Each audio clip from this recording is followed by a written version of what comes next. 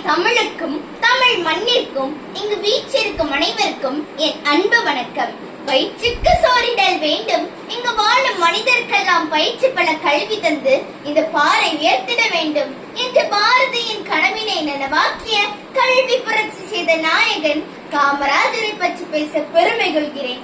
பெருந்தலைவர் என்பார், படிக்காத மேதை என்பார், கல்வி நாயகன் என்பார், கிங் மேக்கர் என்பார், ஏழை பங்காளர் என்பார், நெஞ்சத்து அம்பாலே கொஞ்சம் தமிழாலே அழைப்பர் கருப்பு காந்தி என்று.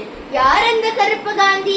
காந்தியை போல ஒரு மனிதர் இல்லை, காந்தியை போல ஒருவர் பிறப்பதில்லை என்ற வாதத்திற்கு முடிவு கட்ட பிறந்தவர் தான் இந்த கருப்பு காந்தி காமராஜர்.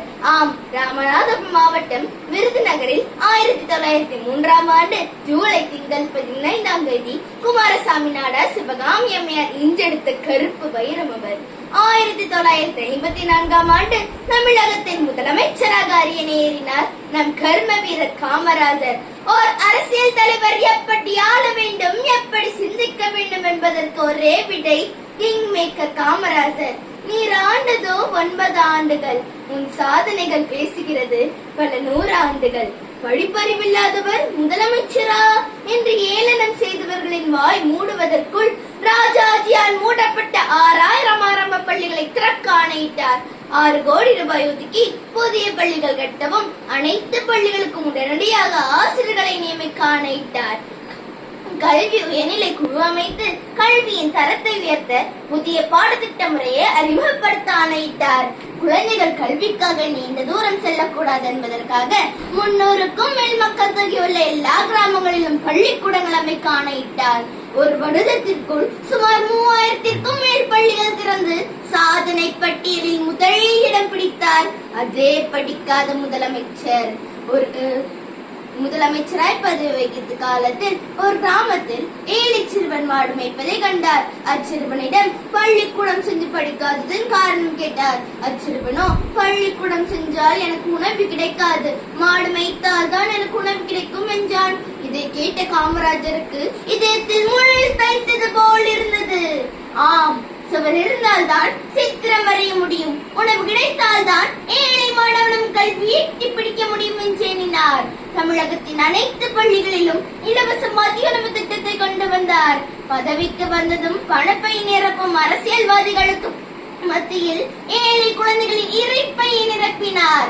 அதே சமயத்தில் நிதிநிலையில் நெருக்கடி சூழல் ஏற்பட சற்றும் யோசிக்காமல் வசதியானவர்களிடமிருந்து நிதியுதவி பெற்று 1957இல் இத்திட்டத்தை முழுமையாக செயல்பாட்டிற்கு கொண்டு வந்தார்.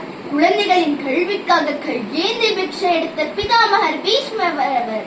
1962இல் அனைவருக்கும் இலவச கல்வி திட்டம், இலவச நோட்டு புத்தகங்கள் வழங்கும் திட்டம், ஏழை பணக்காரர் வேறுபாடுகளையே இலவச பள்ளி சீருடை திட்டம் கொண்டு வந்த ஏழை பங்காளர் அவர்.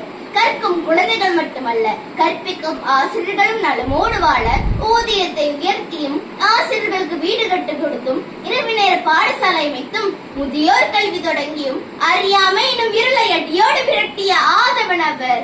அது மட்டுமல்ல, மருத்துவக் கல்லூரி, பொறியியல் கல்லூரி, விவசாய கல்லூரிகளில் படிப்பதற்கு மாணவர்களுக்கு வட்டியில்லா கடன் கிடைக்க செய்தும் நர்சிங் கல்லூரி, உடற்பயிற்சி கல்லூரி, ஆசிரியர் பயிற்சி கல்லூரிகள் தொடங்கி சிறந்த பல ஆசிரியர்களையும் மருத்துவர்களையும் விளையாட்டு வீரர்களையும் உருவாக்கிய தமிழகத்தின் வீடை வெள்ளி அவர்.